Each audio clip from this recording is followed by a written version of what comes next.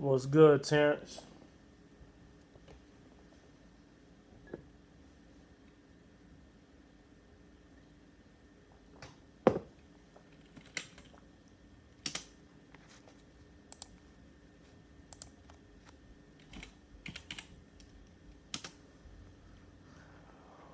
What's good? Dr. Michael, what's good?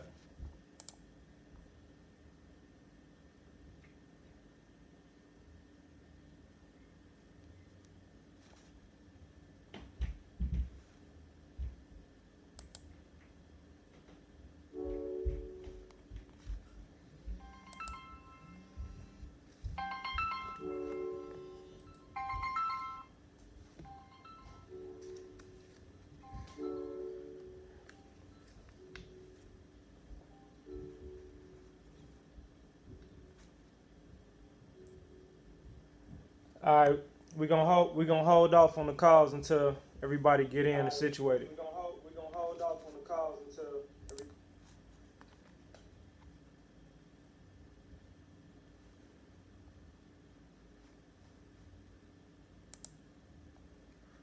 Mac V Productions was good.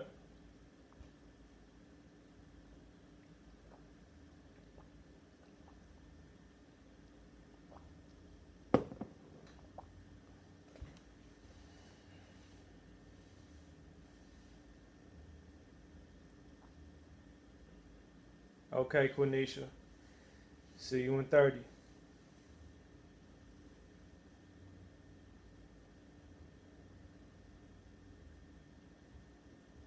What's good? What's good, Clayton?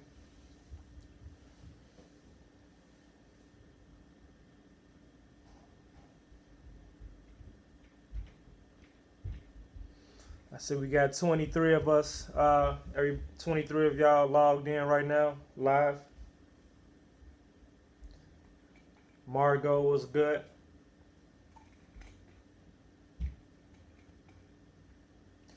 Christy, what's up?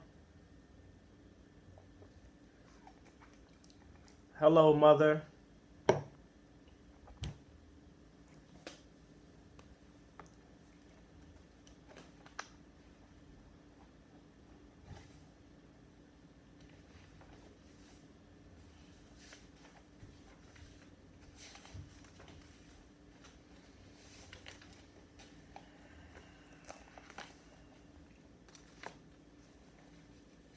Israel Black, what's up?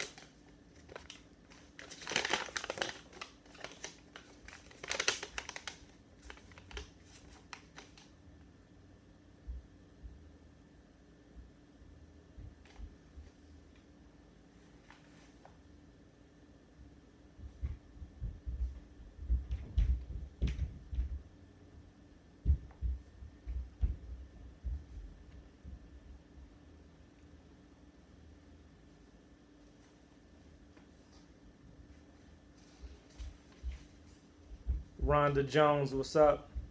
Rasheem, what's up? Jessica, what's up? Ronald Lee, what's up?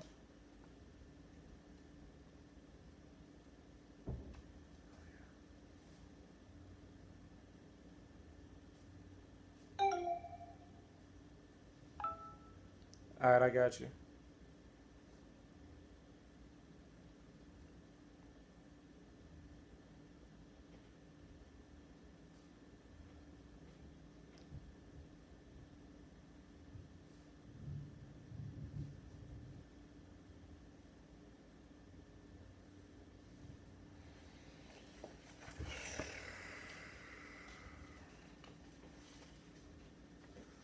All right,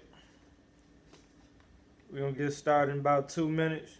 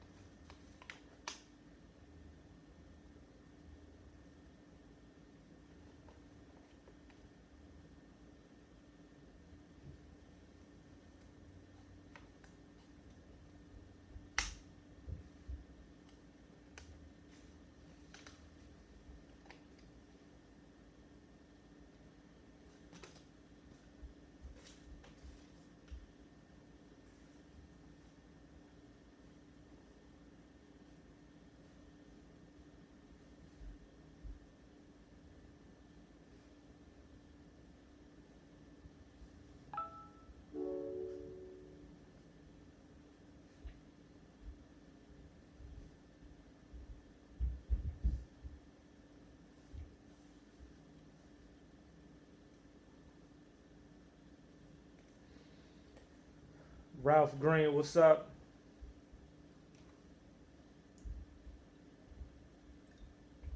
All right, y'all. Let's get it cracking.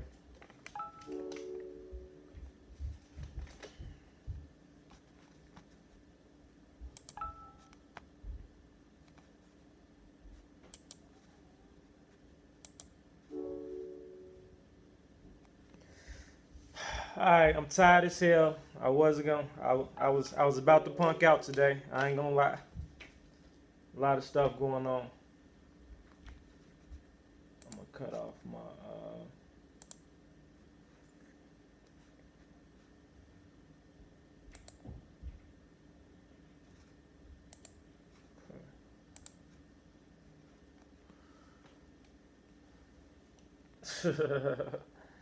I was gonna say fuck this shit today.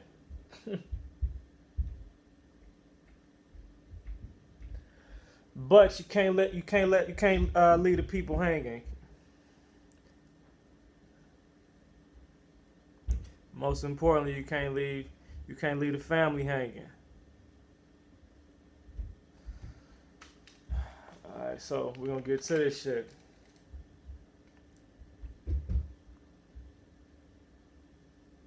All right, so just got some random notes or whatever, some stuff I definitely have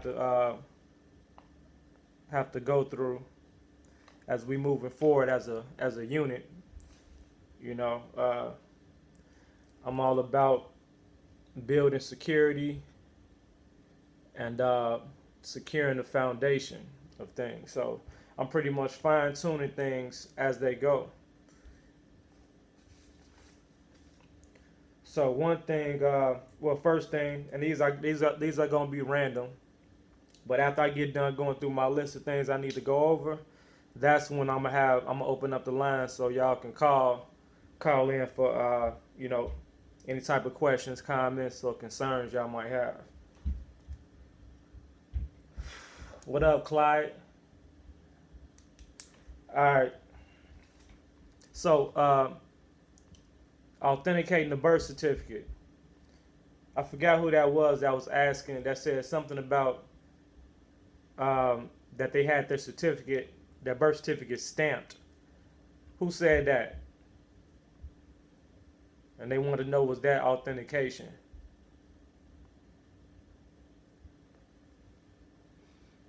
Is there anybody in the room that had a question about the birth certificate as far as how to get it authenticated? Okay, that was you, Margot. So you said your birth certificate has a stamp on it.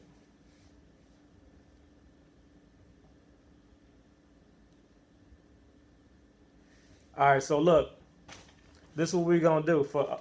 I'm gonna skip real quick to so Margot,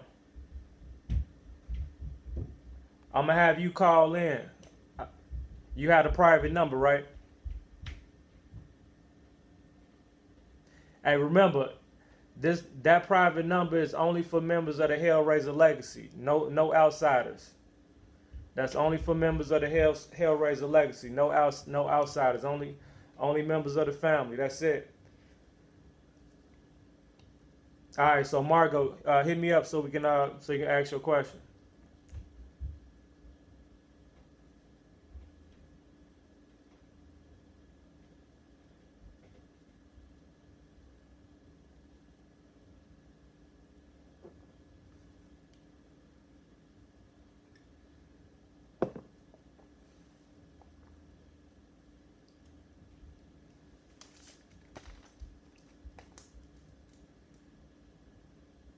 Let me know if you're available to call right now or not, so I can move forward.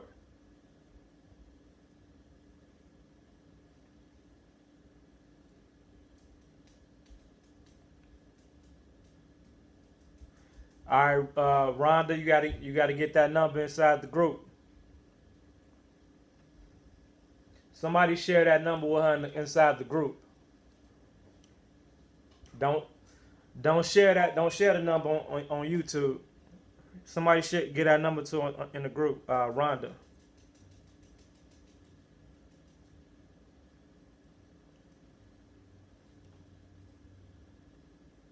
All right, Margot, hit me up, hit me up, hit me up. We got to keep it moving. I got about a good 45 minutes to an hour in me. We got to get it.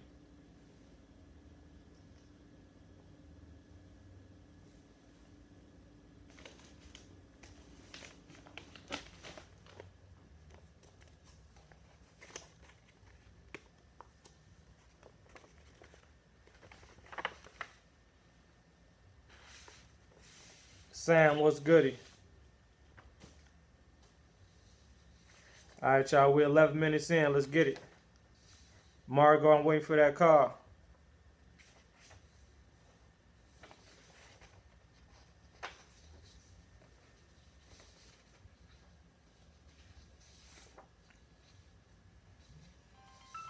There we go. Hello. Hello? Hey, Margot, what's up? Hey, how are you doing? All good. So what you were saying now?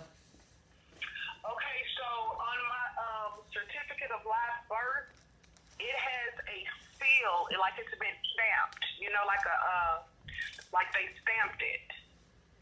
It Oh, doesn't have a ribbon or anything on it like you were talking about, but it says certificate of live birth.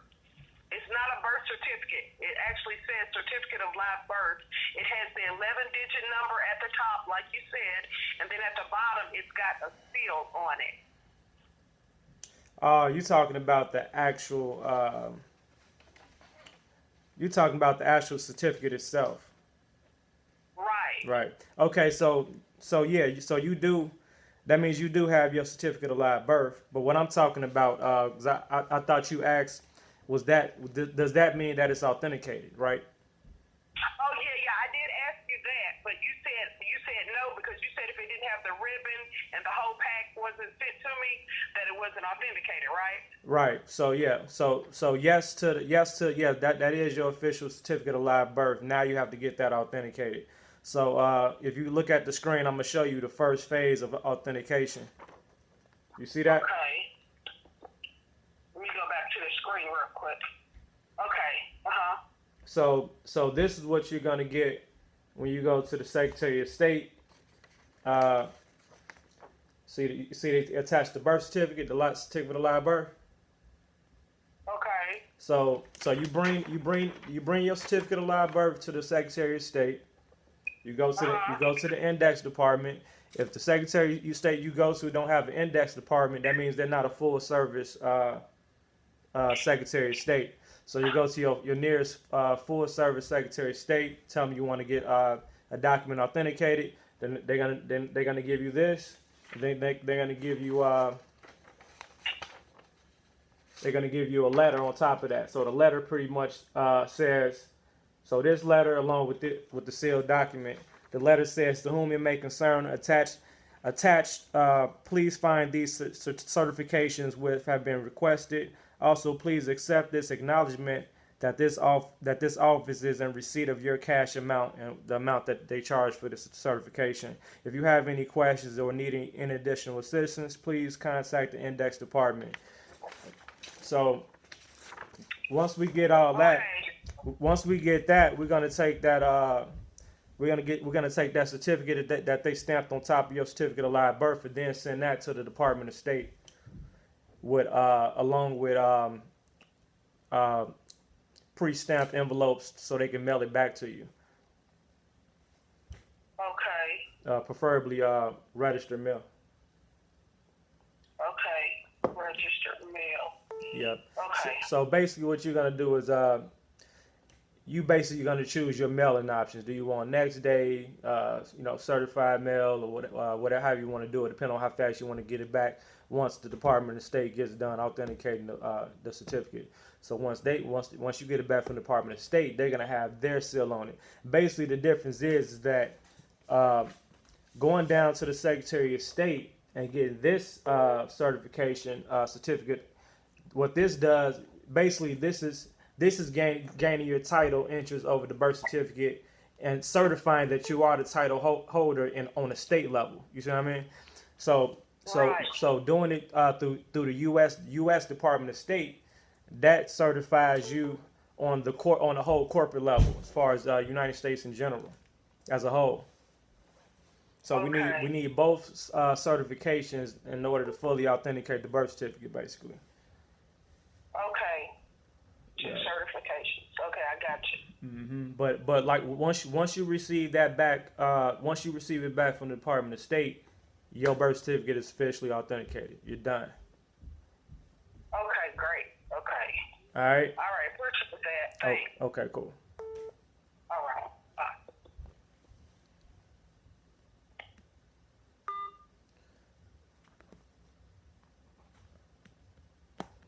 All right.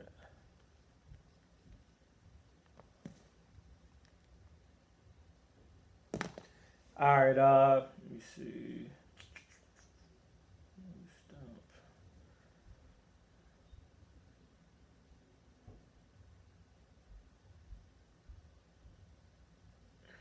Yo, Christy, what? I'm trying to figure out what you're talking about. You say the Social Security didn't accept that as legit. They didn't accept what?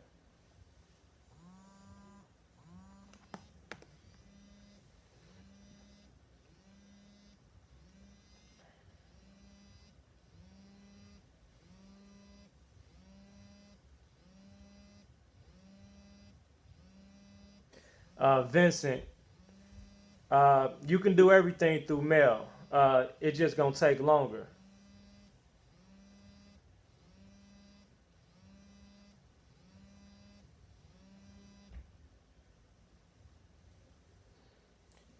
Right. The certificate I showed, that was.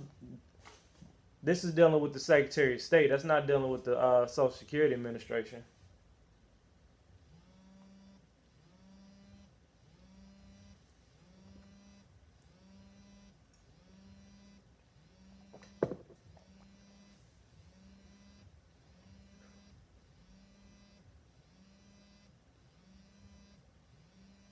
Okay. Okay, Christy. The your Social Security card don't have nothing to do with this process, right? We're talking about authenticating the birth certificate. All right. So look, I I gotta answer the phone calls in the orderly fashion. So you might as well not call right now because I'm not gonna answer. So let me see. The next thing is filing. New platform. I know, never mind. More. Okay. Yeah, Christy, if you got a specific question on something else, that's what I'm gonna have you call in to ask because you're gonna get me confused and everybody else confused if you asking a question that's not related to the topic that we're talking about. So that's why I'm doing it like this. All right. So the next thing is, like I say, this is random notes of stuff I got to go through. Um, we will be moving to a new platform, so I'll be working on that throughout the weekend. We'll be moving to a bigger, more secure platform. I see a lot of issues that we have right now as far as in our private community group where it's hard to keep up with information if you're not tuned in at the exact time that we're sharing stuff through the group. So we got to scroll up and down and all this other shit. We need a file area, a resource area where everybody can share resources as well as borrow from the resource center, and that's text document resources, video resources, whatever type of resources we need to share. So it's gonna operate like our own personal social media community with all features. So that'll be ready for next week. So everybody don't get too comfortable in the current group we're in now. We will be moving out. Everybody that's already part of the group right now will get keys to the new house. So make sure you get that notice because I'm gonna have that group is gonna shut down within the next 7 days when after the new platform launches. So I feel that I feel like that's gonna be more convenient as opposed to waiting till the group gets hundreds of thousands of members and then trying to move everybody over. So I'd rather just go through it right now. because as you guys can see, the groups are building fast. So I want to set things up so that can be easily managed, and communicate. There's no communication boundaries in between us or each other.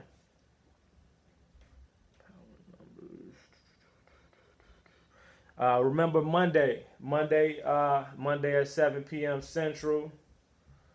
Monday at 7 p.m. Central, I will have the World Authority on the line. The world government will be in the building. Well, not in the building, but they will be live and available to answer all questions involving world citizenship, the world government in general, and the whole 9 yards. So you definitely don't want to miss Monday.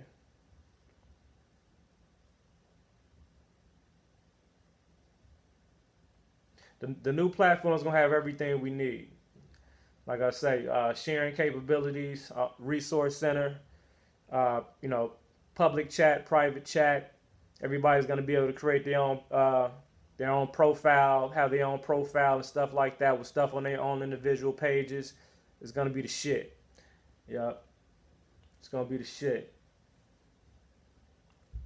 We're going to be high tech. Also, we're going to have a private virtual classes, which is it's gonna be a small admission fee for those classes, because with those classes we're gonna be able to say if we got X amount of people in the class, I'll be able to you'll be able to virtually raise your hand. I'll be able to select a particular person. Then I can opt into a video so I can see them, they can see me, they can talk, they can hear me, I can hear them. It's gonna be more interactive.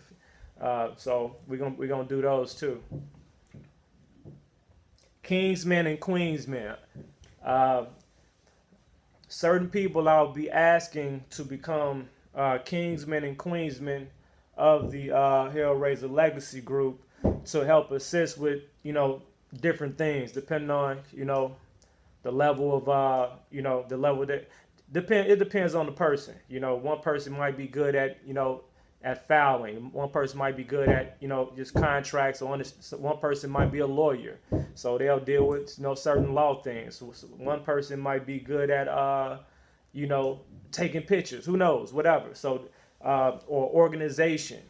We're gonna have to start, stepping up and taking initiative to help keep the community growing tight and, most importantly, organized.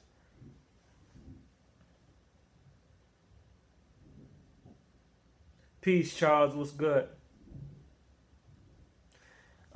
We also gonna talk about survival tactics today. We need we need a massive research team too.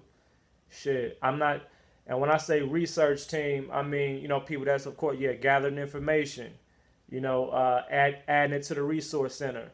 But we gotta be careful with the resources that we get, like digging up. We don't want to get buried inside of our own information, especially if we're focused on one particular thing right now. We're supposed to be focused on the initial filings right now, so we don't want to get too caught up into digging up all type of random shit that's related to all type of other shit that's gonna interfere with the initial process, and then you're gonna have a lot of information, but you ain't gonna be getting shit done.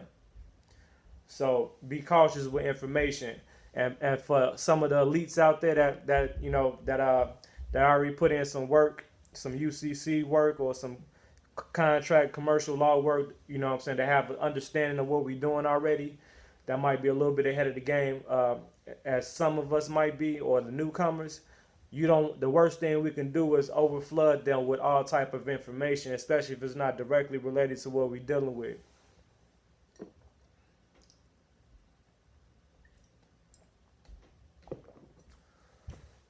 Let me see. The power of numbers. Numbers have power. It's power in numbers. One of the other purposes of this group and this private organization is to have the power and the option to be able to reach out, to a community of people that's doing the same thing that we're doing, that have the same, desires and, wants and dreams and stuff like that, to be able to call on somebody. You know what I'm saying? To have a team behind you. Now, because we are open arms policy starting off right now. Please believe, you know, at the growth rate that we're moving in right now, we're gonna have a lot of people involved in this. A lot of people coming in and out the doors. And I say out the doors because just as fast as good people are coming in, and good loyal people are coming in, we also get some trolls, some secret trolls and agents and goddamn ops. So I need everybody to be on op and troll patrol. Okay, op and troll patrol. If you spot a op, report a op. Okay, if you spot a op, report a op. And those are people that's gonna try to, you know, seep in through the doors, slither their way through the doors to gather and to figure out what we, you know what I'm saying, what we building on, what type of information we dealing with, and they try to go through the back door, you know, with the information, or try to find ways to extort us or me. I don't give a fuck personally, but still, I wanna secure it though. Should nobody be able to do that? You see what I mean? So watch those back doors that try to sneak through the group or whatever, like they want us. You identify holistic juvenile. You identify those people. Watch what they doing. You can spot an op. Just pay attention to people. Pay attention at the stuff they post. You know what I'm saying? Pay attention to you know, certain people that might, you know, sneak inside your inbox and hitting you with certain shit that go against the group, or some shit that might go against me. First of all, anybody go in your inbox, personally message you some shit that goes against me and what I represent for us and for, you know what I'm saying, for the whole purpose of the group. Yeah, they're 9 times out of 10 they're a fucking troll. Or try to use our numbers to redirect people they way and what they want people to see.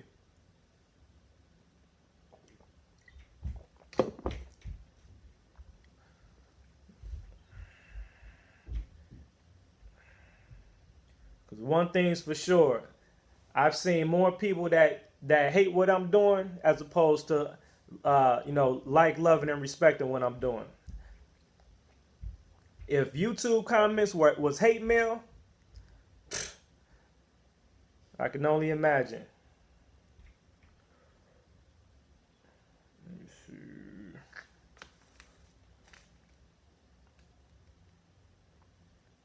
All right, that's pretty much it, guys, on my notes or whatever. So now we're gonna open up the line for questions from the first session, and whatever else is on y'all mind. So y'all can start calling in.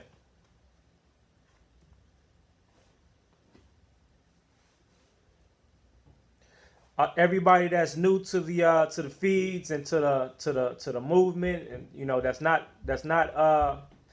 hasn't become part of the Hellraiser Legacy groups. Make sure y'all subscribe to this channel. Make sure you like the video. Make sure you share. Make sure you comment. Send me an email, and I will give you an invitation to the private group. My email is THEHAILRAZOR. Well, I'm not finna. It's in here. It's right here. Check the chat for my email. Whoever's not a part of the private group. Yo, give me 1 second.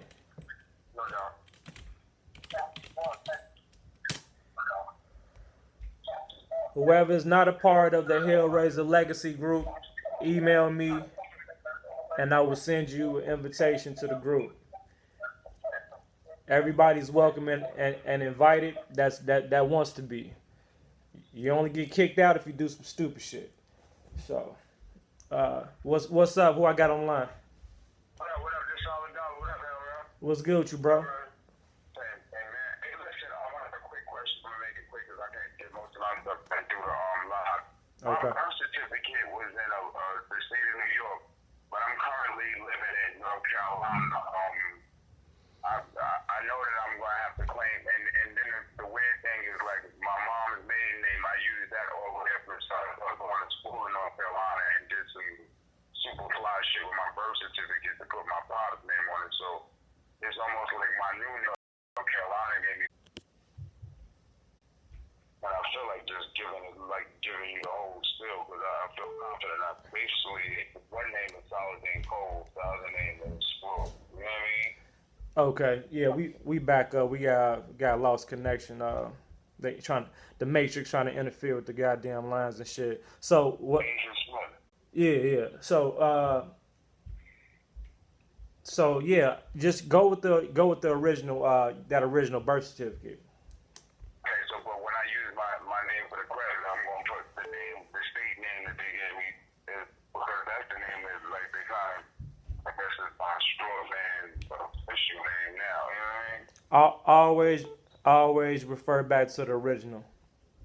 Okay, so when I put like okay, I'm gonna put that Saladin Coles for my name, the Saladin Coles for the creditor as well. Yep, same thing. So you gain ownership over that original corporate entity, which is from the original birth certificate. Because think about it, you're pretty much questioning: do you use pretty much the shit that you altered or the shit that they gave you? Yeah, that's the thing. Now I know that with the birth certificate, it's unaltered. You know, when I get the original, when I get it, but now I have a different license with my father's last name on it that I basically altered. You know what I mean? Yeah, that's fine. Just go with the original. You can't lose doing that. So when I put on the creditor, because I just want to be clear before I let you go. When I put on the creditor form, do I put what's on my North Carolina's license or just put Saladin Cole? Because all of my information prior to my birth certificate, well, after my birth certificate is scrolled. Nah, you can easily do a name change, have a couple different social security numbers, and based on whatever you did throughout your life. We referring back to that original birth bond. And So that's for the debtor. that's it. But as far as the creditor could be anybody that's taking over the name, that claim the name, even though like both of my names is in there. Like on my license, I got Saladin Cole Sproul, but Nah. Cole. Not with this process. With this process, we're because this is the thing. You don't want to mix up. You don't want to mix up the processes. It might be ways you can leverage off of you pretty much creating another variation of you throughout life or whatever later on down the line. But for this process, because no matter what you did, that first entity is already created. You see what I mean? Yeah. So Yeah. and it's a real you and it's a fictitious version of you with the same exact name. So we dealing with that. Okay, so don't even put the altered name up there. Nah, don't mix that. Okay, as a credit, I appreciate it, bro. All right, bro. Hey. Yo, hey, they try to cut the lines, y'all. You see that shit? Bad connections and stuff. So what's up? Hit me up. Appreciate that, Zelda. Hit me up, y'all. Let's get these calls rolling before they cut the lines on us.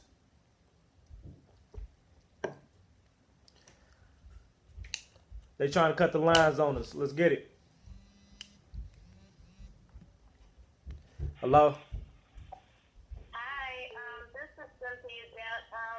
I just wanted to call and tell you that I enjoyed watching your House of File UCC 1 yesterday, and I received your email today, and I'm very happy to join the group. And yesterday I tried to see how much it was going to cost to file an authentic birth certificate online. It was like $88, and I'm like, wow.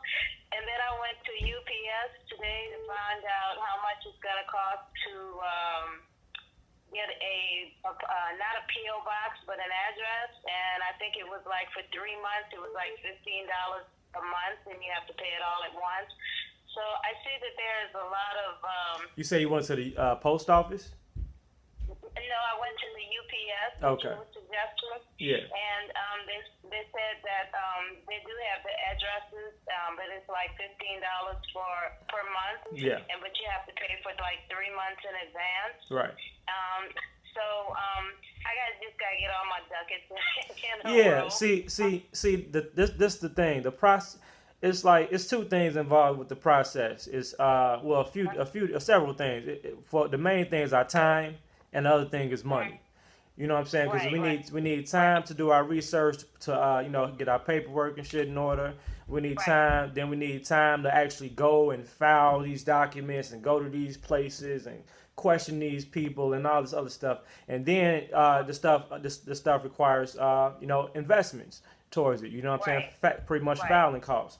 That's the Right. whole point of me trying to create an option for us as a unit to at least avoid unnecessary expenses or Right. things that we might not be able to afford in conjunction with what we have to spend money on as far as filing and setting up things like mailing boxes and stuff like that. That's why I'm not one of the guys charging $5,000 to $10,000 for classes and stuff like that.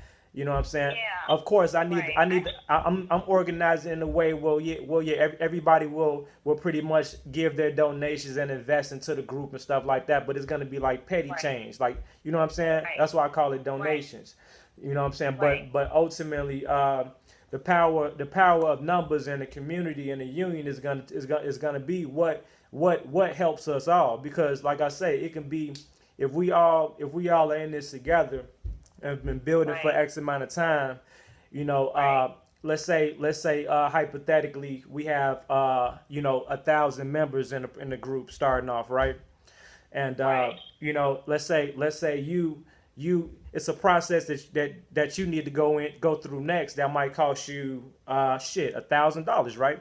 Because actually one of the processes gets kind of expensive as far as the whole driving, private national plates, the private national IDs, the private it's a whole nother process outside of this, outside the whole UCC thing. That is gonna run about $1,500 to $2,000.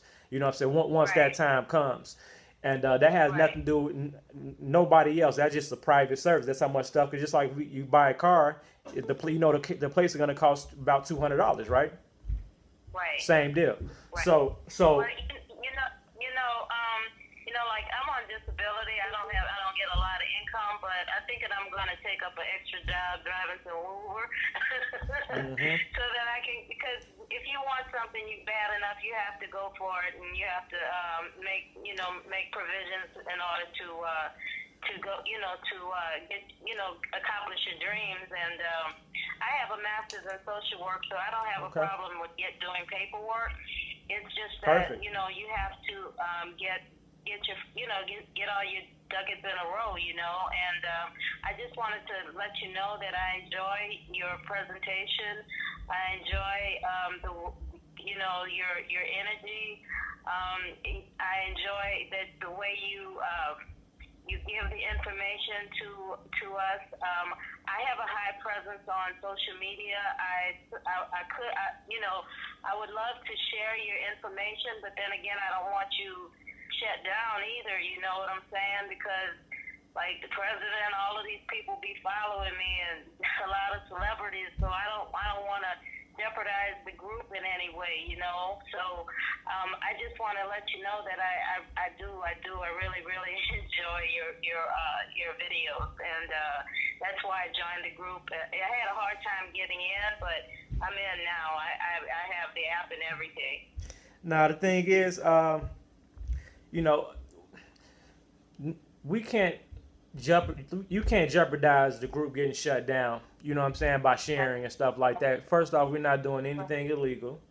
Right. Okay. Secondly, this is what happens, and it's funny you said that because that exact thing is happening right now. Well, you have people that are trying to do that right now, but the thing is, because I share a lot of information, and As a matter of fact, I think I started sharing some stuff about the when it first kicked off, and I noticed that they started blocking people from using their routing numbers and stuff. So I'm kind of like leery about sharing anything because you have a lot of government officials that's following you and listening to things, and so they're probably trying to put a block on stuff. So that's why I'm kind of leery about sharing too much information. Now the whole treasury account numbers. I mean, those videos deserve to get blocked. Right. You know what I'm saying? That stuff that we supposed to even that's the open discussion that needs to be in our private domains and platforms, and that's the whole purpose. Like I act real fast. You see what I mean? That's the whole purpose why I'm instantly this stuff is happening. I'm freestyling it. Instantly. I'm creating a private platforms for us to to actually.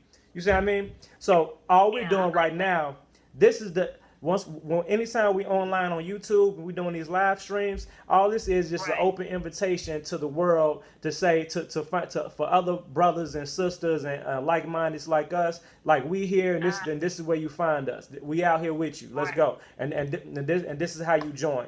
Other than that, you know what I'm saying? We underground with it. Right. Just the power is always in the numbers.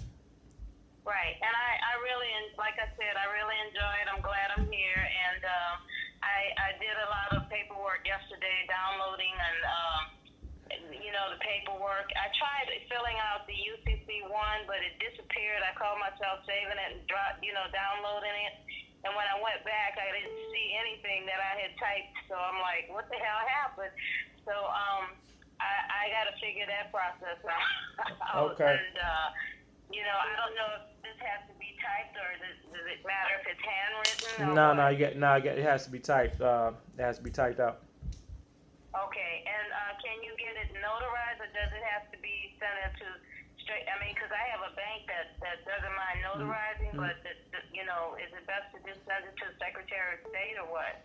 Yeah, you send it straight to the secretary, and those are just the informational filings. You send it to the Secretary of State. So you remember the initial filing is going straight to Washington, and that's done online. You can do, but everything else, most states you can do online too. The problem is in certain states, like Illinois, they block you from submitting online. So we have other methods to do that too, but we'll get into that shortly too. I'm gonna catch another caller, but just remember, thanks for calling. It's power in numbers. Like I say, we don't got to worry about the money issue. Like I say, once we get a certain amount of members, if people need certain assistance and stuff like that, that's what we're here for. If we got 1,000 members and somebody need $500 to go through a process, and everybody can donate 50 cents, right? Right. And you know what I'm saying. So that's the power. That's the power of leveraging. You know what I'm saying. Our groups, our numbers, our members, and our members of the family. That's it. To make this affordable, to give us some breathing room. Right, and I left you a message because I couldn't get you before, but I'm Cynthia Dent, and I just wanted to say thank you for what you're doing, okay? All right, Cynthia, thank you. All right, bye-bye. All right, my bad, y'all. Next caller.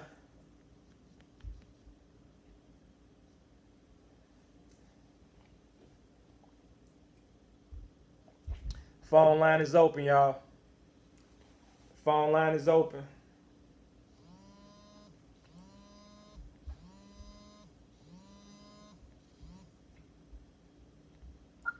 Yo. Hello? Hello? Hello? Yep. Almost lost you. What's up? What's going on, bro? This is Terrence. What's I good? have a few questions, right? Now, as far as the kids, right? Because I know, as far as me, I got my common law copyright notice, my security agreement, my home homeless, my non-negotiable bill of exchange, power of attorney, non-negotiable chargeback, birth certificate bond.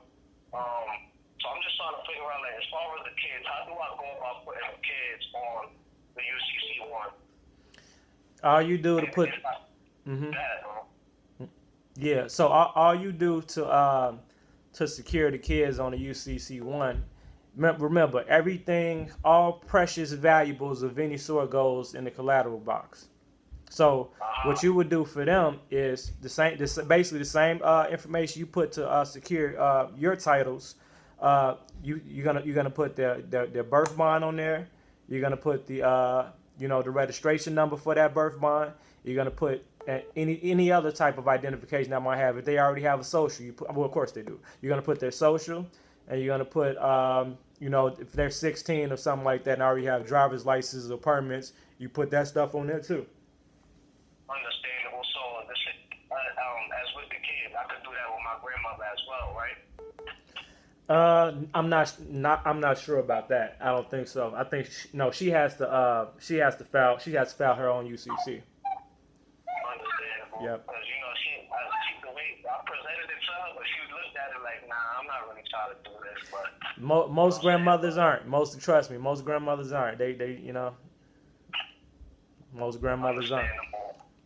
Yep. So I was watching one of your videos and I heard you mention something about a privacy agreement. Now, the things that I listed for you, like, I don't have a privacy agreement because I wanted to know if you could send a privacy agreement to me, like a blank form where I could just, Yeah. send the blank so change the format and everything. Yeah. So look, so everybody's gonna get. I'm gonna have all the documents set and ready for download, and it just plug and fill all the documents, the necessary documents that everybody needs to file for the initial filing. I'm gonna have all those set, so just look out for it in the group. And like I say, just get ready for the move on the next platform. All this stuff is going to be open and available. I'm trying to expedite this process to get everybody done with the filing, so we can start taking care of some business on some other stuff. That's right. All right. Now I got another question. You also mentioned in your video that you was giving away gifts such as cracking the code, the Black Slow Dictionary 4th edition, and things like that. Yep. I was in the group and I was trying to download it, but I just couldn't do it. And I was also wondering if you could also put back on cracking the code because I didn't see that up there either. Same, and that's the reason why I'm doing the whole platform thing, bro. So these documents will be easily accessible whenever you need them, and you won't have any download problems. Because I was doing it, some people couldn't access the Dropbox and stuff like that. So don't trip. All the redemption manual, cracking the code. I'm giving everybody, all members, these manuals because that's what you get anytime you go to any school, right? True. You got to get textbooks. Just because you get textbooks don't mean the teacher's not gonna show up. That's right. So you got to. I feel like you got to give the people the information. That's the dumbest thing in the world to me, and that's the most selfish thing in the world that most of these guys out here be doing. That's right. Withholding the information. It's first of all, it's too much information to hoard by yourself. You know what I'm saying? Yeah. I need y'all to start dissecting this information so y'all can come back to the table like, yo, look what I found. Hey, what's this? You know what I'm saying? So it's like this is not no one man show or no one man mission. You see what I mean? So it's like I need everybody to catch on and catch up so we can start being creative with stuff. And that's how I feel too. I got my circle. I'm trying to put them on, but they like, yo, bro, now when you do it first, then you show me. And I'm like, I should have shown you that I did it first. Like, you should be on it with me. So if I do get it, then you won't have to be asking me, yo, bro, how you did it. You know what I'm saying? And looking at you like, yo, bro, you should have did it with me. Absolutely. You know what I'm saying? Yep. Knuckleheads out here, you know what I'm saying? Yep. All right, bro. Stay in tune. I'm gonna get all the information out. I promise. I'm working on all that right now throughout the weekend. All right, copy, bro. I enjoy it. All right, cool. You know what I'm saying? I appreciate it. All right, bro. Enjoy your night. You too. All right, next caller. Yo, anybody that's trying to join, please get on my email.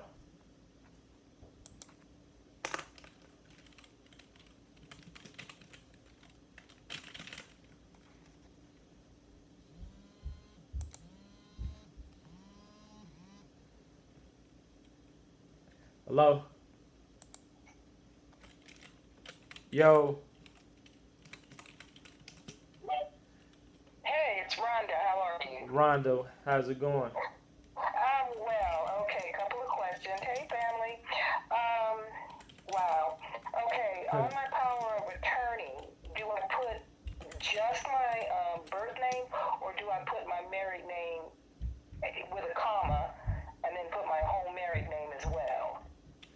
the power of attorney. Right. Read the section off where your name is at. Okay, the first line for the debtor, it has, I put my full all caps birth name, and then it has a comma, and I could put then my all caps married name, because on my social security card and everything I sign now, it's my married name. Okay, so look, just to be on the safe side, just because of that, because you created multiple titles, so they created multiple titles, so therefore you as the creditor, you have to claim ownership over those titles. So yeah, I would put both. Okay. Yeah, all variations of your name. Right. Okay. And then on the authentication, do I use a notary republic or? No notaries. Only thing No. we do, the whole authentication process is exactly like this. You're gonna go to your closest, your nearest Secretary of State, full service Secretary of State, that has the index department. The index department inside the Secretary of State, what's your certificate of live birth. Tell them you want to get a document authenticated. They're gonna give you a form to fill out. A real quick form. You're gonna give them the form back with the birth certificate. You're gonna sit down. 10 minutes later, or however long they take, they're gonna call you up. You're gonna pay the fee. They're gonna give you a sealed document or paper on top of the certificate of live birth and hand it back to you. That's the first step to authentication. Then you take that document they gave you attached to the birth certificate and send that to the Department of State. And then once you get the packet back from the Department of State, now your certificate of live birth has been authenticated. Oh, okay. That's how it works. Okay. That's it. That's all. So when you mail that version, the state level authentic, because basically when you walk out of Secretary of State, you just authenticated, but you only authenticated on the state level. You see what I mean? So after that, you take that and you mail it to the U.S. Department of State. You see what I mean? So once you do that, now you authenticating on the basically on the world level. Okay, and is that the part where I pick my country to put down, like Jamaica or Taiwan or something? Good. I'm glad you said that. Yes, because they will not authenticate it anything for U.S. purposes. So everything has to be foreign. Everything has to be foreign. So personally, me and my guys, we do everything through Taiwan. Taiwan, got you. Yep. All right. Yep. So they're gonna ask you that on the state certification level and when you do the U.S. Right. Okay. All right, I got it now. Thank you so much. All right. Thanks. Okay. Bye-bye. Bye-bye.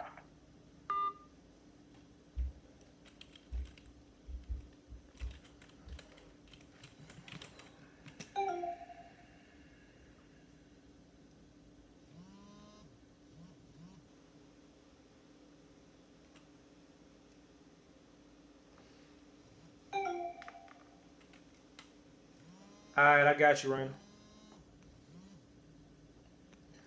Yo. All right, I just lost somebody. Send request to-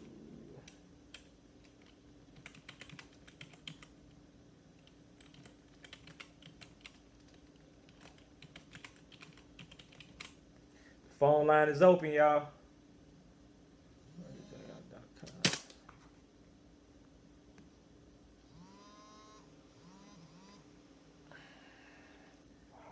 Hello. Yeah, hello, this is Martha again. Sorry, I had dropped the call. No problem. Yes, I just had a quick question. I was talking to you when I was talking to you in the chat the other night. Mm-hmm. I told you that I had prematurely filed mine last week before I even found out about you and started watching your videos. Mm-hmm. And so I did it incorrectly. But so what I did was I called the recorder of deeds, and I spoke to the does the filing and told her that I wanted to terminate the filing because it was done incorrectly. So she asked me for my money order serial numbers, which I was able to give to her. And she said, because I just did this like last Thursday, and they were supposed to receive it on Monday. So she told me it had not been processed yet, and that you mailed it in? Yeah, I mailed it. I sent it registered mail, and they were supposed to receive it on Monday. And she told me, but she said they had not processed it yet because she checked. She was able to check because I gave her the serial numbers to the money orders because I saved the receipt. Okay, well, a couple things on that. Well, first off, when we're dealing with the recorder of deeds, we don't want to mail any of our documents in to them. First of all, those people are not to be trusted with these particular type of filings because they don't want to do it. Okay. So we have to go in there and make sure that gets done, and we get all our stamps and serial numbers for the filings right then and there, for the record. So besides that, what did you try to record?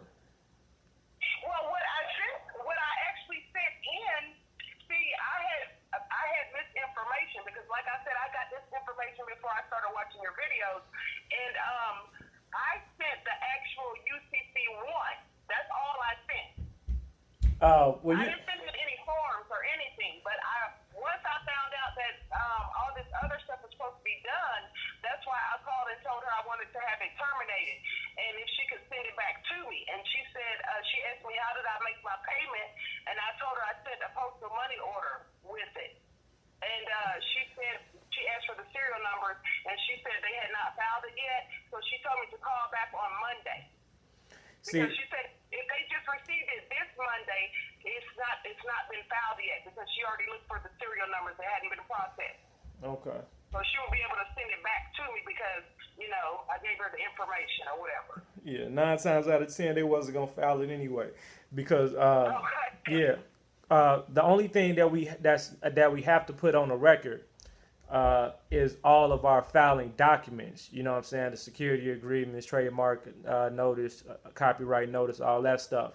And what we're doing with that is each of those documents have a serial number to it, which we reference to in our claim, inside the claim inside the collateral box in the UCC-1 form. Remember, the UCC-1 finance statement is being filed directly in the state, on the state level, where we was born, where we live, and in Washington. So all that stuff is done online. The only time nobody's gonna have a problem processing their initial statement through Washington. Now, the only thing, this, like I said before, if you stay in certain areas, certain states, you're gonna have problems filing. Certain counties give you issues and stuff because you might have to go down to the county, on the county level and file. Because we got county level, state level, and of course U.S. level thing. Now, if we have a problem with filing, like I'll tell you, like literally, like in Illinois, it's a big issue. Like I said, I believe that we found a loophole for that. I'll have validation on that over the week. But like I said, it gave us problems filing on the state level through the online system, and I drove down to Indianapolis to file in the state that I was currently living in. So, and they denied me on the spot there. So then I had to go to the county level in Indiana to put all these filings on the record. You know what I'm saying, making it public record. And I just filed in the adjacent states that was in my local region, in the central area. Kentucky, and I filed in Ohio, I believe. Yeah, Kentucky and Ohio, I believe I filed. So I have those two, and I'm still gonna go back. And now everything on the record is just extra security. So you want to put things. So I'll go back and try to put a reference to my UCC-1, like it's a document of everything, of all the body of information that's on the actual form, but it's in more of a Word document form, as opposed to the UCC financing statement form, the official form, because they see that form, they can be like, oh, this is UCC, we can't do that. But if you put an informational document that reflects all the information that's on your UCC, that's good enough for public record purposes, and that's all we need it for. Oh, okay. You see what I mean? See, we have to notify these people our status. You see what I mean? So that's why we're putting things on the record and stuff like that. But it's not their job to process UCC. Oh, okay. Well, Yeah. see, because when I called down there, that's not what they said. They said that they filed the UCC because I asked them before I even sent you. Nah, see, it's not. See, anytime you go to the courthouse now, the courthouse inside of your county, they have a UCC division. The thing is, it's all they have a real estate UCC division.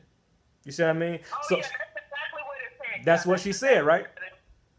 Yeah, that's exactly what they said. Exactly. So anytime we come in here on this stuff, they can be like, "Whoa, we don't do that." You know, like that's the only type of UCC they deal with and want to deal with, and that don't mean they don't know what you're talking about or what you're trying to do. Right. They just they not gonna go for it. So we gotta hit them. Okay. We gotta hit them through the back door. So So they were gonna send me that back anyway. they was gonna send you that back anyway with your money order. Okay. Okay, and then the last question I have is this. Now, you said we have to do it for the county we live in and the county we were born in, correct? Yes, ma'am. Okay, so but in Georgia, I read online that now Georgia's database, you only have to file it, I think, in this the county you live in because it goes all over Georgia. If you do it in Georgia. Yeah, that's what it said. Yeah. online. When I You went on their website- that might you might be A1 and correct. This is one thing I do know. Well, first of all, our experience is gonna vary based on the state and counties we live in. You see what I mean? Okay. As nobody's gonna have the exact same. You're gonna be telling me something new. One thing I do know is Georgia is wide open with this shit. Yeah, Georgia is wide open. I mean, like I wish I lived in Georgia. Most of the people that most of the so-called UCC experts, they all in Georgia. They all where you at. Right. Yeah, because But- I've been meeting a couple of people that's already done it. Yeah. And then my my county that I was actually born in is like 2.5 hours away. So I was thinking I was gonna have to drive down there. But yeah, online they said as of a certain date, I forget what day it was. They said now you can file it at whatever county you live in, and it'll still be all over in all counties. Okay, make sure in the group or whatever, anybody else that stays in your area, let them know. Like, yeah, it's wide open. So definitely. Okay. All right. Well, thanks a lot. I appreciate that. All right, thanks. Okay. Bye-bye. Bye. All right, the line's back open. Line's back open.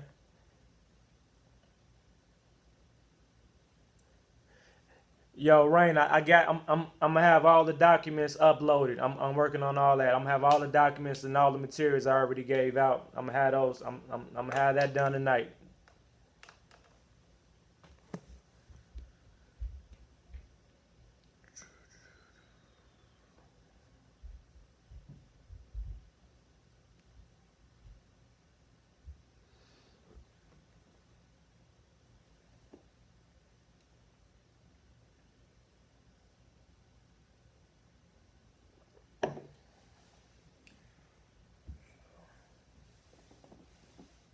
Yeah, the line is open. Let's get it. The line is open. Jared, hit me up.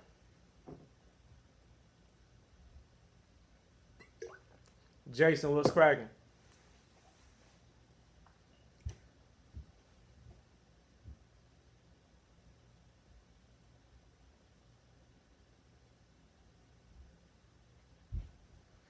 Quenisha, I see you back. The line is open, y'all. The line is open.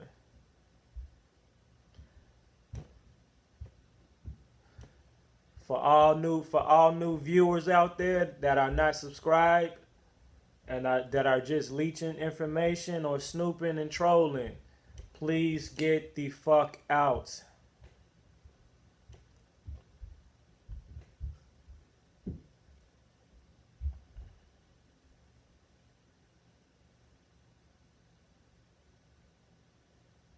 Yo, Jared, are you part of the group?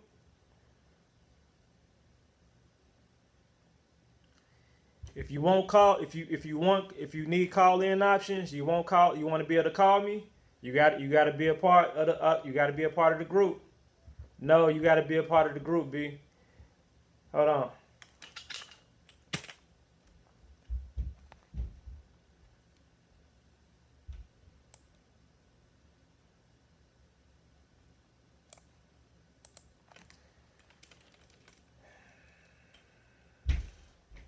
Jared, if you trying to call in, you're gonna have to hey, somebody give Jared the email.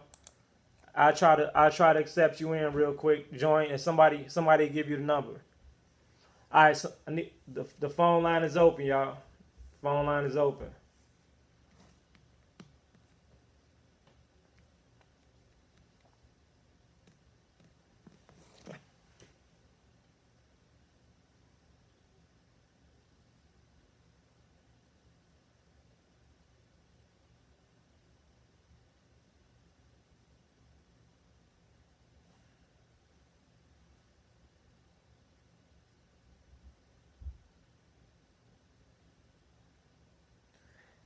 Members of the Hellraiser, members of the Hellraiser Legacy. The phone line is open. Members only.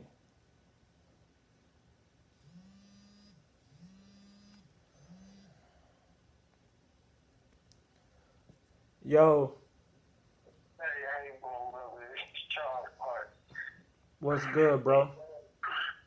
Man, I sent you a picture. I wanted you to see it. What I got was a notice of intent to offset federal income tax refund and federal payment. Uh huh. I just got that certified mail. I know I'm still in the process of watching what you're going through, and I just received it today in the mail. I'm like, what? I know there's something about. I got like 3 days to respond. I'm not well adapted to information to be able to understand what to do, but they're giving me 60 days on this thing to get what I'm in. To either pay or comply, right? What was that? I said they're giving you 60 days to either pay, comply, or contest, right? Exactly. Want me to read you the whole thing? Yeah, I don't even need to read. I know what it is. So basically, you just received the first notice about a new debt, right? Yes, sir. All right. So now it's game time, and I'm glad you're already familiar with the 72 rule. The 72 rule is valid, but it still ways and methods still discharge the debt or whatever, or challenge the debt after that period. But it's the easier if you beat them to the punch, and because usually they know people don't respond as quickly or whatever when it's related to debt. So you say you send me a picture of that. Yes, I did. What kind of Picture. what kind of debt? It was actually it was like a little 15-minute video. I was watching you at the same time when I was recording, and I just sent a quick little message. What kind of debt is it? Oregon Department of Revenue. Oh, so tickets. Yeah, a notice of amount due in a payment voucher. Department of Revenue is from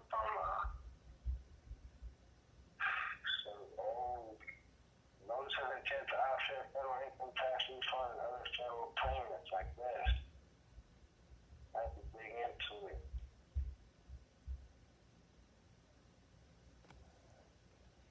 I'm sorry. One more time, bro. Oh, sorry. Yeah, so it's from 2011, some old Personnel Inc.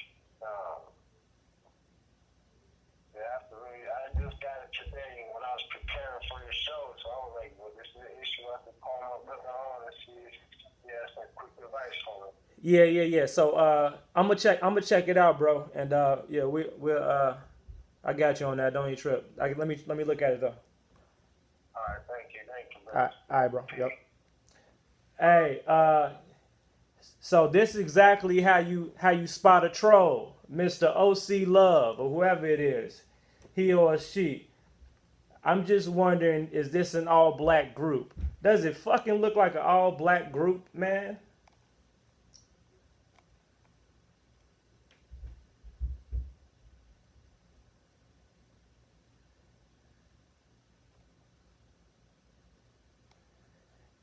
And maybe you're not a troll, but that was a fishy question. That was a real fishy question. If it was an all black group, I would have had a sign on the door.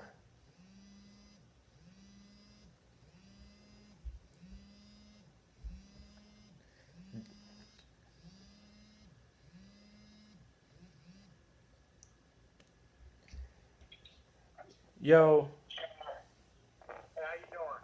all good. What's up? Doing good, man. Doing good. So I want to thank you, and for everything that you're doing. I had a couple questions. Okay. Where you calling from? I'm calling from California. Cali. All right. All right. So first thing I want to know is if you would be able to go into more detail about Section 4 and what you include in the collateral.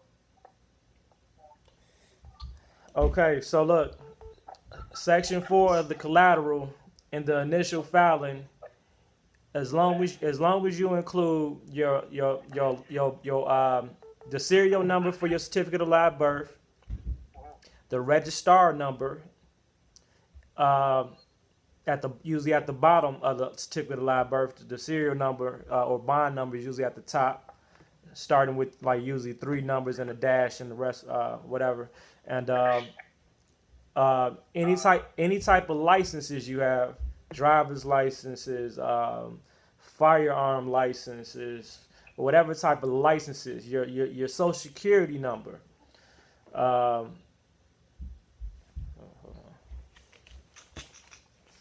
What else? Any type of property. If you have any vehicles, you need to put the VIN number down, license plate numbers, all that stuff. Is there any specific wording or any specific vocabulary we should use, or is it mainly just to Nah, that collateral that we want to put down? now it is a certain type of verbiage format you want to use for the initial filing. All this, if I'm gonna have all this stuff available, bro. I'm gonna have all of it available so you guys can, cause I gave out that template too, the first class. So I'll have all this stuff reposted inside of the new platform or whatever. I'll be done with that this week.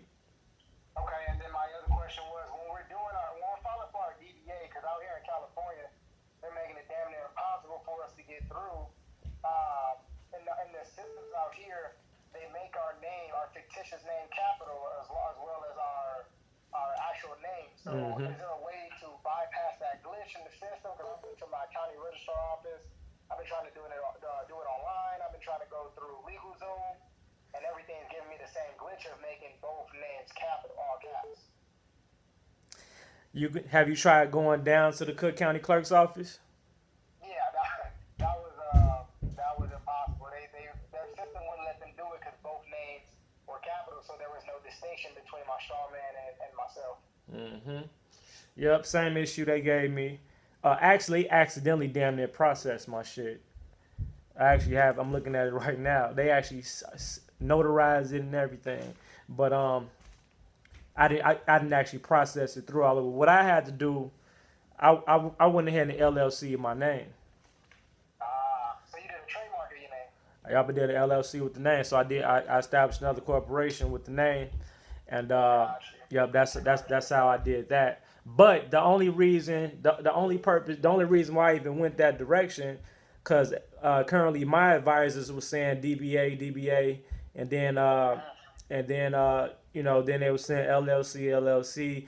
The whole point of that is because we was having problems processing our informational filing in Illinois through the Illinois system.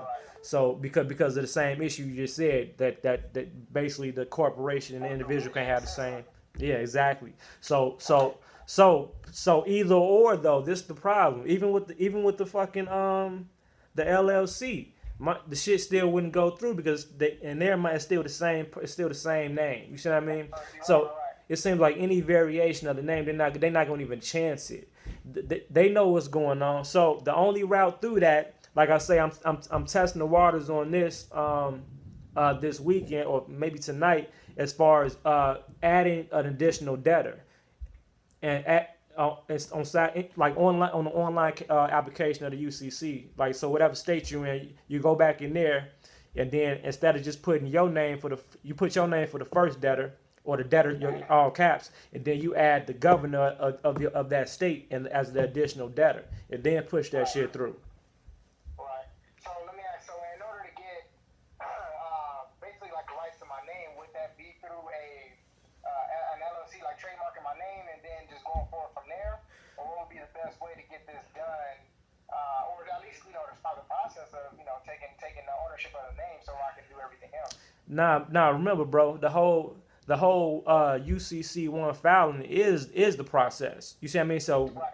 so everything else, the whole DBN and LLC, we just doing that so we can get through the UCC portal. You see what I mean? That's it. That's the only reason we creating other entities with the same variation of our name, because they not allowing us to process normally. But what I'm saying is that shit don't even work no more. So we have to add an additional debtor.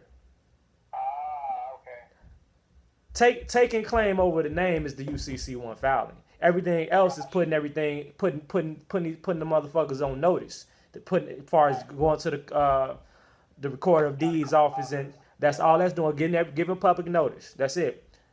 That's it. Of our trademark, of our copyright, we give them we produce the contract. We don't go trade their trademark. We don't want their trademark and copyright, because I think somebody else asked that. We don't want their shit. The only reason we might go through another additional process is to get pushed through the system for the initial not the initial, but for the informational filings inside of our state. That's it. But we're trying to get up under get from up under the rulership of the American corporation, not put them on top of us again. So we don't want to incorporate or use their copyrights or trademarks. That was the problem in the first place. Right. Okay, that makes sense. You know what I'm saying? So yeah, so that's it, bro. So I'm gonna let you know.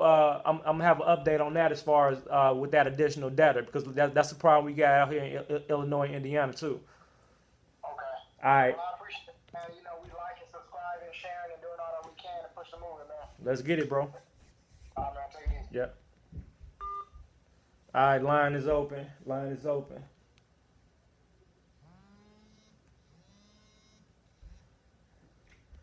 Yo. What's up, boss? CJB. What's- Sent you an email about me prematurely filing. What's good, bro? Chilling. I was wondering, is there any way to fix my UCC filing? I filed with the state of Missouri online. They gave me a file number and everything, and I was wondering if that was authentic, and could I go back and amend it? Because I need to make some more changes on it. Like the collateral, I just added my birth certificate QSIP number and then my social security QSIP number. So I don't know if I did that correctly. So I was wondering, is there a way I can go back and amend this file with the UCC3, since I already sent in the UCC1? Yeah. Okay. So this is what you get. Well. Okay. So you went straight to Missouri, Yeah, to the Secretary of State. and so you didn't do your Washington filing. No, sir. Okay. All right. Just so everybody knows, the most important, the initial filing, your official UCC filing goes through Washington. So what you got to do in your case, what you were supposed to do is do your full initial filing in Washington, and then with that they're gonna give you your filing. Now that's gonna be your initial official UCC filing number. You take that number that you get from that, and then you go to the state and where you live or where you born, and you do UCC informational filing. That reflects back to your official filing in Washington. That's the only reason why we filing in the states that we live and born, is to inform the motherfuckers. That's it. So it's not an official filing. But in that case, what you got to do is first go back to Washington and go back and just do a fresh file. You know what I'm saying? Do the filing or whatever, and just do your official filing the correct way in Washington. Get that number, and then go back to Missouri and file an informational filing, and because when you gonna have to do a UCC 3 amended return anyway, so you can it's gonna ask you, is this are you adding collateral, or are you just are you making a correction, or whatever the case is. So you're gonna say you're correcting it. Okay, I got you. I got you. So how do I do one in Washington? I just print off a form and. Nah. Damn. You know what? I forgot to put the link back up there. Hold on 1 second. I'm gonna do it. I'm finna upload this link right now in the group. Okay. So you just saying. So basically, what I did is I did the second step before the first step. Yep. By filing this in my state, I need to file it with Washington. Yep. First, and then put this information when Washington gives me that file number. I amend it with a UCC 3 here in my state and add that to the collateral. Absolutely. Yep. That number. That number reflects your official filing, and informs the state of that status. I got you. So You did? now, do I fill this out the same way the one that's going to Washington? That was the question I had. I have my original birth certificate, but I don't have, the bond one. But I used the QSIP number from the back of it. Was that the wrong number to use? When I put it on my collateral on the UCC going to my state. Personally, we file the like I say on the certificate of live. You say you don't have the certificate of live birth. You just have a regular birth certificate. Yes, sir. I got the certificate of live birth. Oh. I got it from Vital Statistics. Okay. I just don't have It the main one. it doesn't hurt to file to file the number on the back or the QSIP or whatever like that, as long as you still have the serial number at the top, the bond number at the top, and the registrar number. Yeah. Yeah, you can't. We can't lose from filing additional stuff. You see what I mean? Just in case. Shit. You know what I'm saying? So when I amend it, I just can add those extra numbers. Yep, that's it. Yep, just make sure, like I said, it has the proper verbiage and stuff like that of our acknowledgement of the Federal Reserve Bank and all the other good stuff. Like I said, I'm gonna have all that, all the rough templates and stuff like that. I'm gonna have all that stuff situated so we can always go back to it. I got you. Now, did you put the link on the chat? I'm on the chat also. I'm trying to see. Did you put the link to Washington? Not the public YouTube chat. It's inside the group. Yeah, I'm inside the group meet. Yep, I just did. Okay. I got you. I think that's it. One more on the UCC filing. The 5, 6A, and 7. You said the first one is supposed to be held in trust. Yep. The 6A, debtor and transmitting utilities, and then 7, Bailey and Baylor. Yep. Okay. I got you. I appreciate it, bro. All right, bro. All right.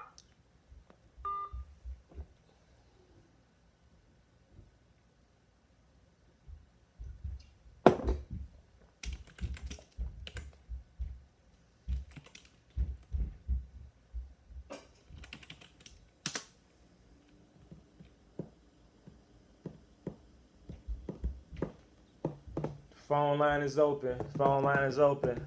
I'm getting tired.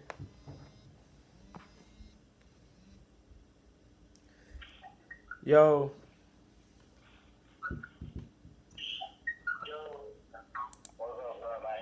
What's good, bro? Where you call it from? Where you call it from? Memphis or something?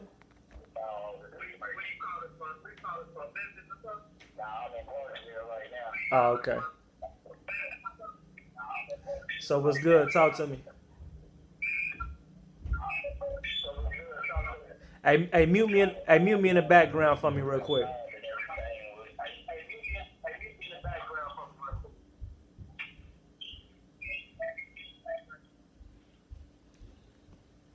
trying to find out whenever you work in a job and everything, how long does it last about your UCC 1 to can you still work the job? Okay, good. All right, good question. It's a little bit different. See, what happens is you can work a job. The thing is that because once you apply for the job, they're gonna ask you for what? Social Security number. Yeah. So we wanna start staying away from using that Social Security number with caution. So by law, we are supposed to be able to provide an employer with our tax identification number or EIN numbers for tax purposes. That's what the number is for, tax purposes. By law, we don't have they don't have the rights to force us or to disclose our social security numbers. But to answer your question, will we have problems from the employer if we don't provide that number? Yeah, we will. Yeah, we might. So we got to have a backup procedure when they try to give us a hard time or discriminate against us because we don't want to disclose that social security number. That social security number is not ours. The contract says on the back of the contract of the social security card says it's not ours. So when that happens, what we got to do is we have to file. I call it the P1s, 2s, and 3s. Let me show it to you real quick. Hold on.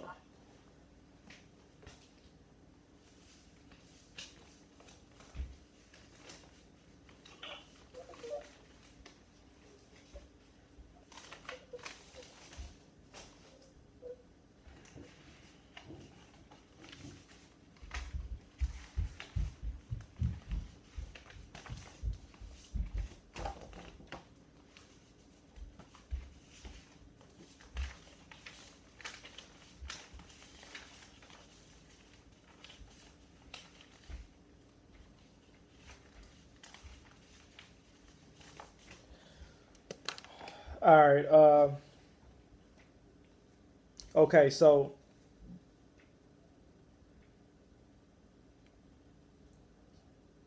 a few different documents that secure and back us up when we up under those circumstances as far as getting employment. This is called the color of law. The form COL, color of law, denial of rights up under color of law. I'll have all these documents for us too. The P1, reasonable cause affidavit by payer for not obtaining payee's identification number. The P2 is the citizenship notice. Is giving them notice of our citizenship status and our rights to disclose and not disclose social security number. Also the P3. So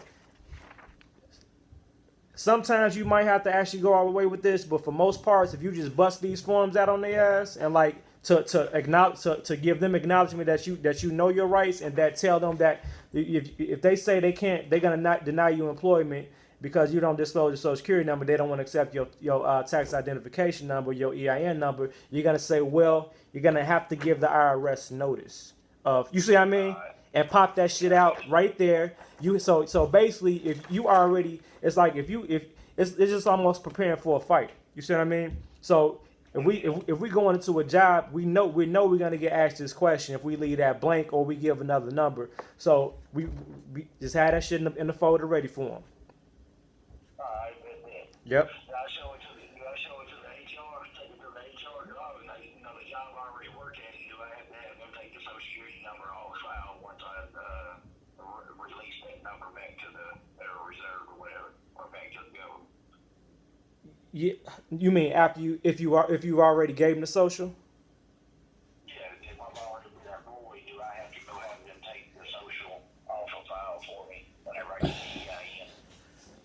You know what? Now that's kind of you have to do that. You have to do that. You know what? You can make a correction. Let's say just like if 1 week you wanted to change your tax status to exactly. They give you the opportunity to go back in there and make your correction. So either you can switch it there. I'm not sure if you can switch to social.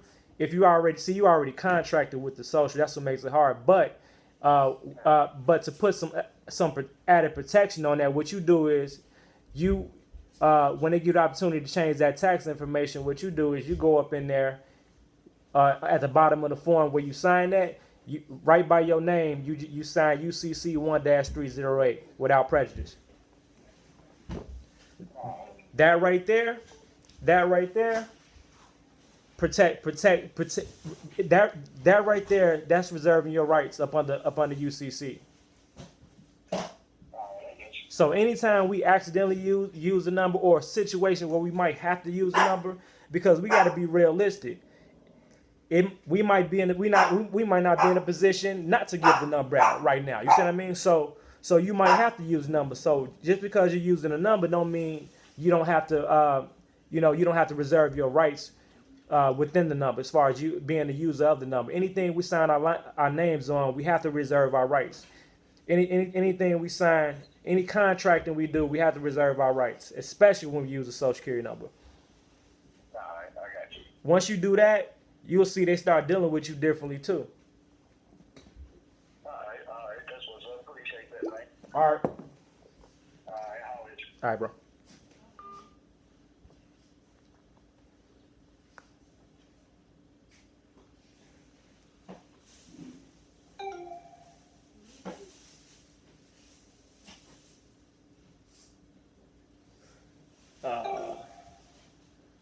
Okay, so somebody's asking for somebody's asking for hey, can somebody throw that dog out the seriously? Go put it in the room. So somebody was asking about, let me see here, disability, social security benefits and stuff like that. That's a good question, and that's a concern. So I don't know. All I can say with that is I don't know what I would do. What I would do on that, I would just maintain and reserve my rights within the contract.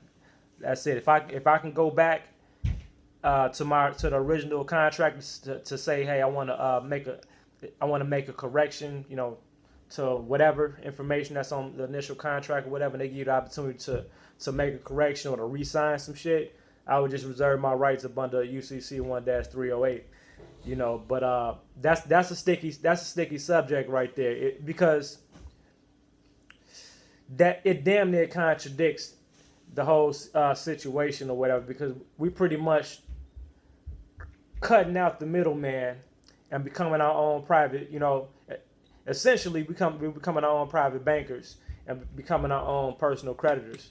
So I would say just be cautious,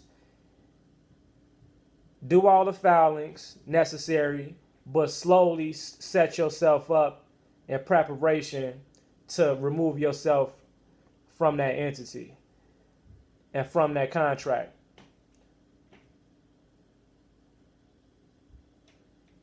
If that makes sense, but I can't say that, it's not going to affect anything, because it will affect it, because it's like, we trying to remove ourselves. We trying to escape from the slave master, but yeah, we going back to the slave master for food, or we going back to the slave master for money. You know what I'm saying? It don't work like that. So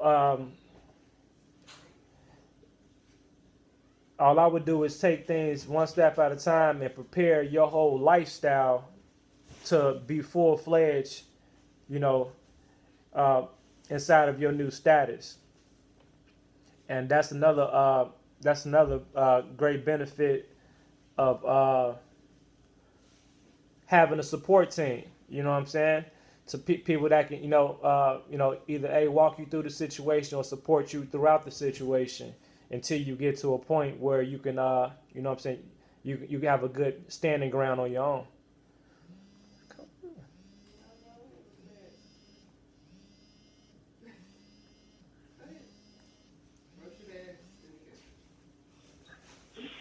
Yo. Hello? Yes. Yes, this is Margot again. What's up, Margot? Hey. I just have a quick question. The thing you were saying about the disability? Uh-huh.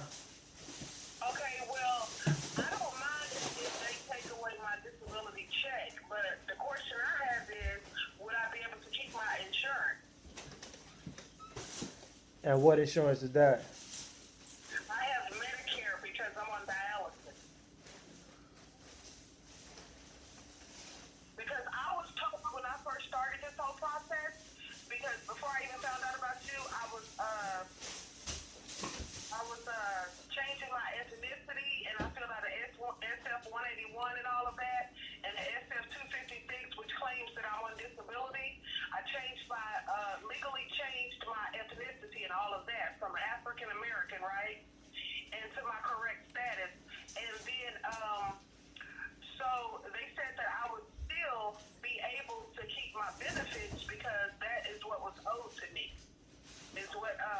El Nanya told me.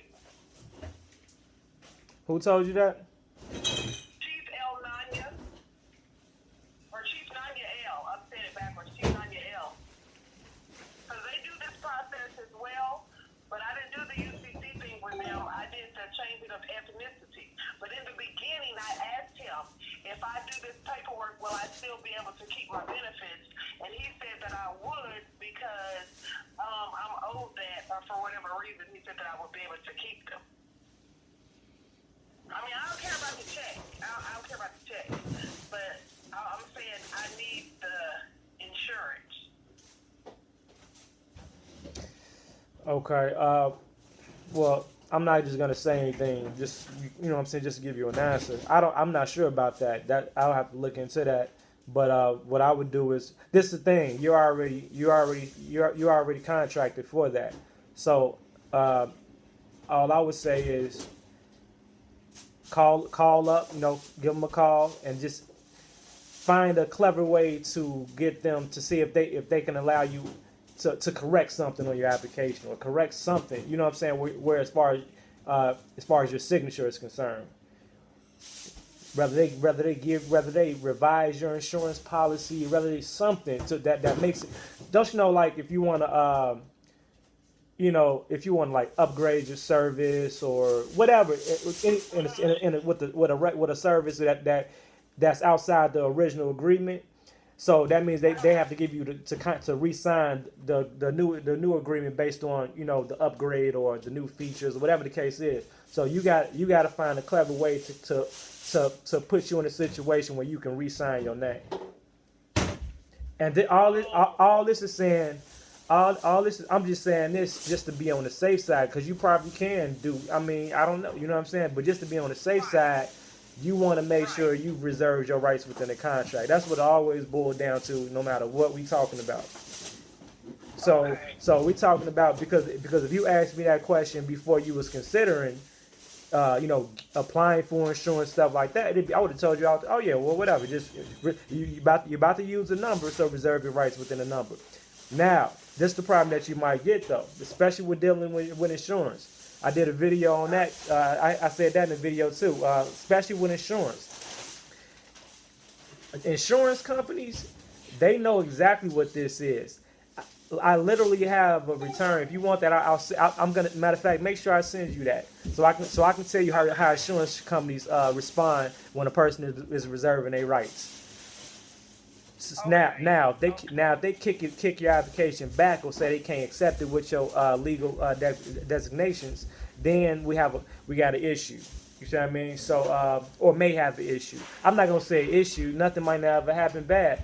But when I don't get comfortable if I don't have an opportunity to reserve my rights. I'm not gonna even do the service at this point. But that's just where I'm at right now. You see what I mean? So we just have to now your situation is a little different, so we got to figure out ways to secure ourselves within that situation. Then we'll be learning that together. But that's for starters. Call in to see if you can revise or the application or the service agreement or something, like to just pretend like something changed. You ain't got to tell them nothing. Just see if you can force a recontract. Okay, and let me say this real quick too. When I did do the changing of my ethnicity, when I went down to the Social Security office and informed them and gave them the paperwork, they made me fill out a S5 form, another one, and then they changed me in the system and they sent me a new card, same number, but the CUSIP number on the back was different. Mm-hmm. Because the first one started with an E, and then the second one, I was like, why did they send me a card with the same number, but on the back, I noticed that number was different. It started with a G instead. And that's what I'm saying. That was what, and also, this is another thing, too. Chief Nanya L told me that because I was on disability, receiving disability benefits, that I would have to fill out an SF-256 form, which I did. Yeah. See. Yeah. Yep. That's our first chance that's our first chance and sometimes our only chance to reserve our rights within the contracts, unless something changes within the contract by on their end, or you force a change. You force a change on your end to give you another opportunity, just to reserve your right there, because that's basically what the concern is, reserving your rights. You know, so if you reserve your rights, up under UCC 1, you're clear. You know, you're in the clear. But at the end of the day, you know, that's more of a reason why your paperwork and filing has to be on point. So if somebody does challenge you, you know, you in the proper status where they can't challenge you. You see what I mean? Right. But we still. That's like the most, that situation right there. That's the most tricky and sticky situation, because we still are talking about a close relationship between you and the Social Security Administration. Exactly. Okay. And then here's the question I have. Now, you said that if I can ask them in a way to where I'm supposed to re-sign the contract, how would I sign it this time? You say what now? You said if I'm supposed to ask them, you know, like figure out a way if I can get them to let me sign another contract, right? Mm-hmm. But how would I sign it? Yeah. So anytime you signing anything, any contracts, in order to you reserve your rights by writing UCC 1-308 right next to your name. Oh, okay. U61-308. That's your new signature. And so if you want to be clever with it, you know, like I said, just you know, if you write your name a certain way, then you have a clever way of just attaching it in cursive, or you know what I'm saying, or you write it in real tiny print right next to it, where they don't really that's we really got to be, you know, be clever with the signature when we dealing with you know, the government forms and insurance. Everything else, these people don't be knowing what the hell, you know what I'm saying? Oh, okay, whatever. They just process it, you know. Oh, I got you. Well, I can definitely take care of that, because I think it's about time for me to go down there to reapply for one of my other, for like my subsidiary or my secondary insurance or something like that, for my prescriptions or whatever. So I can just ask for it then. And then I'll just go ahead and sign it that way. Definitely. Just in case. Yep. You know, I'm glad you told me that. Remember that's what we got to reprogram ourselves. We reserve our rights within our signature. Everything we sign on, and remember, there's no money without our signature. They need our signature. Our signature produces the funds, especially with in insurance deals, and anything that has monetary value, like a product, like anything like a mortgage, car loans, because that paper we're signing is a promissory note. They need our signature to produce the funds, to make it a depository item. Now it's a bond. Now we can monetize it. Now we can deposit it. They can't do absolutely nothing without our signature. But if you reserve your rights within the signature, any serious challenge that comes up, we always have the upper hand as far as in legal contract and uniform commercial code. Right, exactly. Okay, all right. Thanks a lot. I appreciate that. All right, thanks.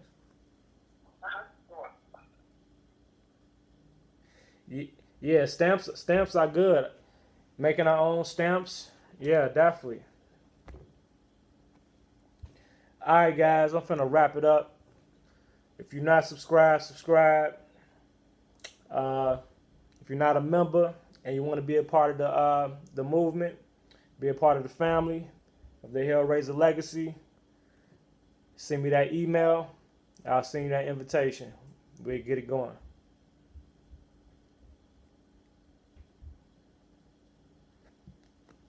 All right, I'm tuning out. I'm finna, like I said, I'll be working on the building a new network over the weekend, getting all those documents uploaded for everybody, all the manuals. So I'll be working on that throughout the night and over the weekend. So we all gonna be groovy. All right, peace out. Hit me on the horn. Catch me in the group app. Enjoy y'all weekend.